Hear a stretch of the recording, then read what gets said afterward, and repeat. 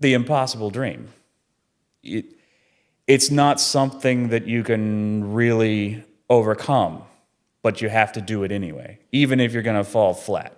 Well, and of course, and I think my intended goal here is to kind of try and extract my impossible dream, I guess I should say, is how do we be happy in a world, like transcendentally happy, truly happy, like the kind of happiness that raises the floor, not the ceiling, where your baseline day to day is genuinely so full of joy that the throes of life don't knock you off balance as much. Because I think modern times are highly individual, and it leads us to this idea that cynicism is something that we should lean into, that everyone's out to get you, that everyone's just trying to get theirs, and you've just got to go out into the world and get yours, and that's the only meaning to life, and that just feels empty and vapid. And I mean, we've had years worth of conversations at this point trying to flesh this out and figure out what that's going to look like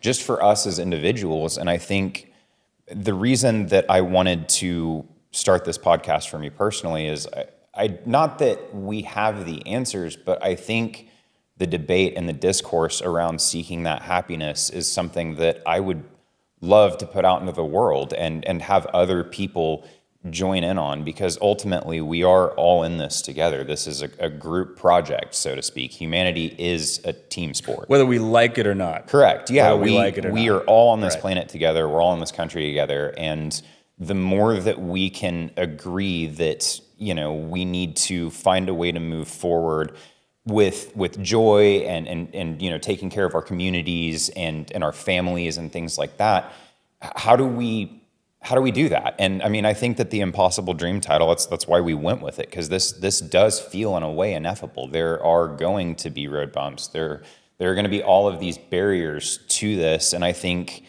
the natural, almost we'll say monkey-brained intuition is to just lean into being selfish. And how do we as an individual, but also as a collective, come out of that selfishness into some form of individual prosperity through that joy that allows for collective prospering in your communities?